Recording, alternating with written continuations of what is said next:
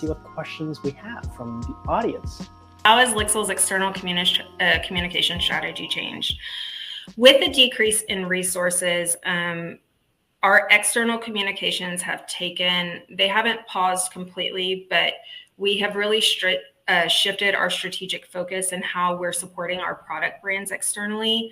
While LIXIL and the work that we do is important, and we want to communicate that on a regular basis to influencers within our industry, product brands are key right now. And so really what we've done is shifted our resources internally to help support communications for our product brands. So for American Standard, GROA, DXV, our team has shifted a bit of their time in that direction. However, globally, LIXIL external communications is still an important aspect. It's just that our global team has taken on more of that role. During budget cuts, how can we convince stakeholders that an initial investment is worth the ROI? How did you have that conversation? So I'll tackle it broadly from what I hear from many of the people we work with, and then I'll pass it over to Stephanie for a more specific scenario.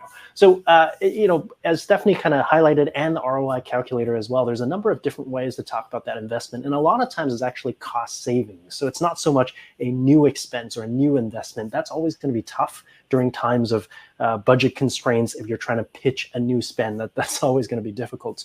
But really what we find is that if what you're proposing is leveraging technology to save tens of thousands, sometimes hundreds of thousands of dollars, that's the angle to convince stakeholders that, hey, this isn't about losing profitability. If anything, it's driving profitability up by becoming much more efficient, yet still having the same impact, and sometimes even a larger impact.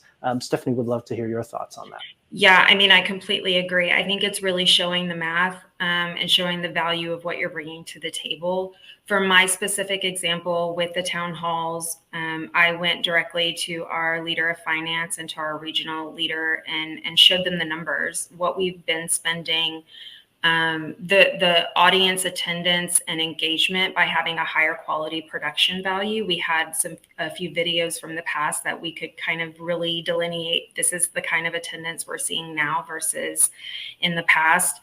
And really, with our numbers, it felt like a bit of a no-brainer, but they were very open to the conversation. They want to see these ways of how we can save money in new and different ways with the resources that we have on site, as well as just a small investment initially. What do you find are the best strategies to get internal teams aligned when it comes to content production? So I'm sure we both have some thoughts. I can begin, and I'll pass things over to you. And I think Stephanie touched on many great points, but it starts with a strategy. Especially when it comes to internal communication. If people don't understand the strategy, then they can't communicate the strategy, and it kind of works in a loop. It's almost a self-fulfilling prophecy, where if they understand the strategy, then everyone's aligned on what content to produce. So I think there's quite a bit of legwork to get people aligned, especially at the strategy layer. And I do think of companies in layers in that sense, where the strategic direction needs to be crystal clear and needs to be communicated to a group of people who are charged with spreading that information across the entire organization.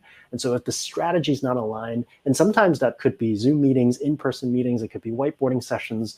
I think those initial brainstorming sessions are so important to bring clarity on, well, what is your company about? How do you make decisions? What are you doing? What are your key priorities this quarter and the next several quarters? And once you have that clarity in place, that clarity aligns the content that needs to be produced, which is, okay, how do we communicate this clarity to the rest of the organization so that everyone feels like they know just as much as the person who was in that initial strategy meeting?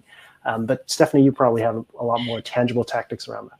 No, I mean, I think that's a key component, is actually knowing, and being aligned on the strategic direction and what you're trying to communicate. I think one portion that is often not thought of as much, but has always served me very well, no matter what company or organization I've been a part of, is the power of relationships. Take the time to meet with and discuss and have conversations with the other divisions within your internal teams that you need to work with, build those relationships. Because what I found is that when you do that and you lay that solid groundwork, that typically when you do make requests or you want to do something that's maybe a little out of the box that we haven't done before, people are usually more eager to try to support you and help you out in that sense, because they have that relationship with you and they believe in you and they want to see some of these actions come to life for the broader organization. So it's all about the strategic direction and making sure you're on point, but it's also that relationship building factor as well. How do you navigate transparent conversations with employees? In what ways do video help? So obviously, Stephanie's touched on that a lot, and I'll just begin with some thoughts and I'll pass things over. I think, my favorite quote from what Stephanie has said today is people don't fear change, they fear the unknown. And I think that's absolutely true. And change management is all about making the unknown known. And so transparent conversations with employees are often very much appreciated. It's not something that you should approach thinking, oh, this is going to be a difficult thing. No, there's a deep hunger for transparency. And if you're open to lead with transparency, you'll find that just about anyone is going to be very responsive to that. Wow, you're going to give me the ins and outs of exactly how these decisions are made. Great, I'm all ears. And I think video is a great way to do that at scale. Transparent conversations can be done in a one-to-one context. You hop on a Zoom call and you can give someone all of the context, and that's great. But it's hard to do if you have 50,000 team members around the world who all needs to know the same information. So it's taking that intimacy of a one-on-one conversation and then scaling it up. And some of the things that Stephanie touched on, including that face-to-face at scale, requires video. Because if not, you're just sending out a memo and it's faceless, it's text, it's written by some internal comms team, and you might not know that person, or they might work in a different country entirely. And so video kind of brings that face-to-face intimacy of the person who's making the decision speaking to you at scale, albeit asynchronously, but it brings a lot of that trust. But I'll pass it over to Stephanie for more details.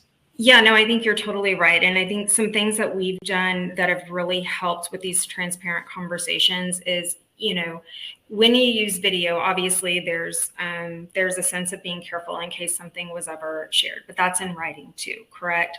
So what we found that really works is when we use video, it's really to give a full sense of the overall picture of why certain things are happening or what we're trying to communicate.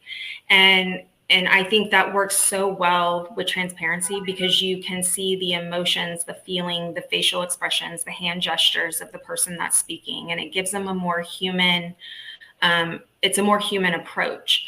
What we've also done with that then is really prepare. So we have our leaders that we tend to film a lot and showcase, but then we take all the video content and stuff that we prepare and we share it with maybe the leadership 2 or 3 levels below. Show them all of it ahead of time, allow them to come in and ask questions and utilize their expertise more in talking with our broader employee population. So I think what you do is you really, with video, you're allowed to hit the masses, right? You're allowed to be on scale and you're allowed to see the emotion come from the top.